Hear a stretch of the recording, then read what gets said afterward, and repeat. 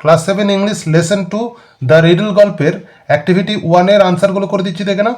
তো বলেছে যে choose the correct answers from the given alternatives. এখানে অল্টারনেটিভসগুলো যেগুলো দেওয়া রয়েছে এগুলো থেকে কারেক্ট আনসার খুঁজে বার করতে হবে আমাদেরকে। এম্পারার আকবর ওয়াজ ওয়াকিং, মানে সম্রাট আকবর ওয়াজ ওয়াকিং মানে হচ্ছে যে হেঁটে বেড়াচ্ছিলেন। কোথায় হেঁটে বেড়াচ্ছিলেন? না, ইন দ্য রয়্যাল গার্ডেন, তার যে রয়্যাল গার্ডেন সেই গার্ডেনেতে হেঁটে বেড়াচ্ছিলেন। বীরবল ওয়াজ আকবরস, বীরবল আকবরের কে ছিলেন? বীরবল আকবরের ছিলেন most trusted and faithful minister, বিশ্বাসী, প্রচণ্ড বিশ্বাসী, এবং ফেইথফুল মানে হচ্ছে যে বিশ্বাসী, এবং ট্রাস্টেড মানেও বিশ্বাসী। তো মিনিস্টার, মিনিস্টার মানে মন্ত্রী ছিলেন। তারপরে দ্য এম্পারার ওয়াজ, সম্রাট ছিলেন কেমন ছিলেন? না হ্যাপি, কাম, না ওরিড। হ্যাপি মানে খুশি, তোমরা সকলেই জানো। কাম মানে কি? শান্ত। ওরিড মানে চিন্তিত, তাহলে চিন্তিত ছিলেন হবে।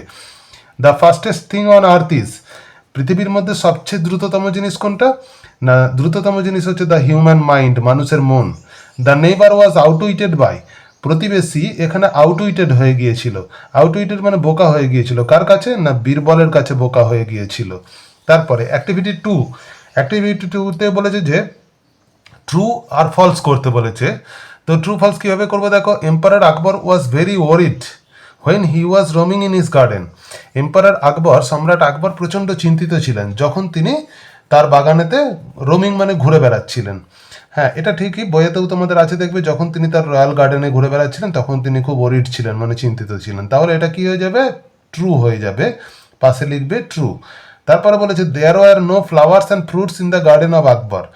তো আকবরের বাগানেতে কোনো ফ্লাওয়ার্স, কোনো ফুল বা কোনো ফল ছিল না। ওখানে বলাই আছে দেখবে যে ওই রাজ্যের মধ্যে সবচেয়ে সুন্দর ফুল এবং ফলের বাগান ছিল তার আকবরের বাগানটা। তাহলে এটা হয়ে যাবে কি? ফলস, ফলস হয়ে যাবে।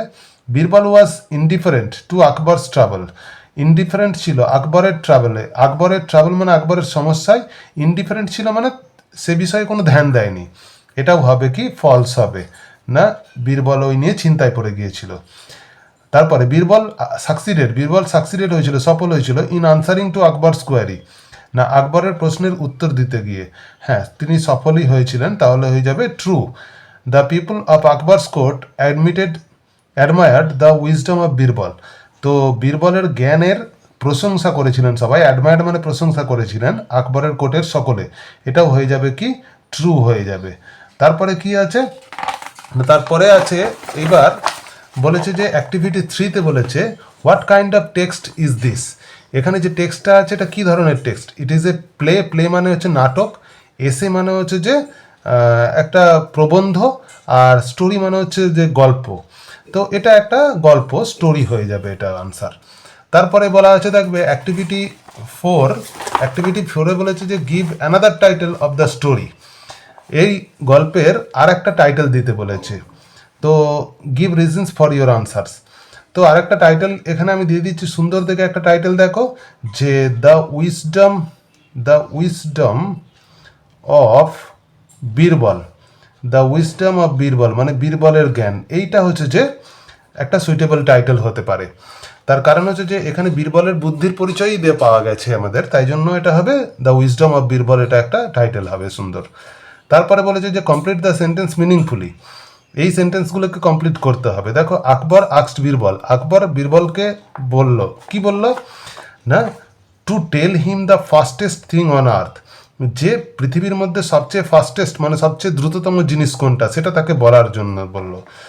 বি নম্বরে কি বলেছে? Most people of the court, ওই কোর্টের বেশিরভাগ মানুষই অফ আকবর, আকবরের কোর্টের, ওয়ার পাজলড, হতভম্ব হয়ে গিয়েছিল।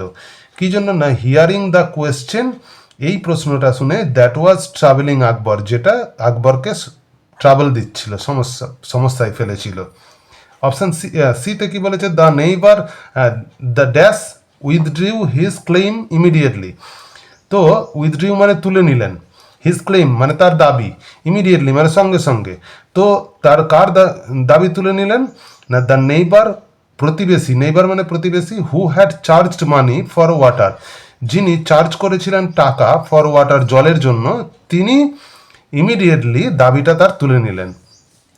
পরেরটা কি আছে? দ্য ফাস্টেস্ট থিং অন আর্থ, পৃথিবীর মধ্যে সবচেয়ে ফাস্টেস্ট থিং কি? না the human mind. The human mind হচ্ছে যে মানুষের মন হচ্ছে সবচেয়ে ফাস্টেস্ট থিং। অ্যাক্টিভিটি 6-এ কি বলা আছে? অ্যাক্টিভিটি 6-এ বলেছে একদিকে কজ দেওয়া আছে, একদিকে এফেক্ট দেওয়া আছে। দেখো কজ মানে হচ্ছে যে কারণ, এফেক্ট মানে ফলাফল। তো এখানেতে কজে কি দেওয়া আছে না, কজে দেওয়া আছে যে আকবর ওয়াজ ট্রাভেলড, আকবর সমস্যায় পড়েছিল। তো আকবর কেন সমস্যায় পড়েছিল না, দিয়ে দেখো এখানেতে কজটা লিখতে হবে আমাদের, তার মানে কারণটা লিখতে হবে। কারণটা কি, কারণটা হচ্ছে যে বিকজ, এখানে লিখবে কজের ঘরে লিখবে he could not find out the fastest thing on আর্থ, তিনি খুঁজে পাচ্ছিলেন না যে পৃথিবীর সবচেয়ে দ্রুততম জিনিস কোনটা। পরেরটা বলেছে যে emperor Akbar asked Birbal to solve a riddle, রাজা আকবর বীরবলকে বললেন একটা ধাঁধা, রিডল মানে ধাঁধা, ধাঁধাটাকে সমস্যা, ধাঁধার সমাধান করতে। তো এফেক্ট, এর ফলে কি হলো না, এর ফলে হচ্ছে যে বীরবল অ্যাসিওর্ড হিম, বীরবল তাকে নিশ্চিত করলেন টু সলভ ইট, যে এটা তিনি সলভ করে দেবেন। পরেরটাই বলা আছে the neighbour wanted to charge money, প্রতিবেশী টাকা চার্জ করেছিলেন, হ্যাঁ, for drawing water from the well, ওই কুয়ো থেকে জল তোলার জন্য। কজ, কারণ কি হবে না, কারণ হচ্ছে যে কারণ the owner of the well, ওই কুয়োর মালিক যে wanted to draw water from the well, তিনি কুয়ো থেকে জল তুলতে চেয়েছিলেন, তাই জন্যই তিনি তো টাকাটা চার্জ করেছিলেন, মানি চার্জ করেছিলেন। তাহলে কজে হবে এটা। তোমরা একটু স্ক্রিনশট মেরে নাও আনসারগুলো, খুব সহজ করে সুন্দর করে লেখানো আছে। ভিডিও ভালো লাগলে তোমরা একটু লাইক করে সাবস্ক্রাইব করে রেখো চ্যানেলটা।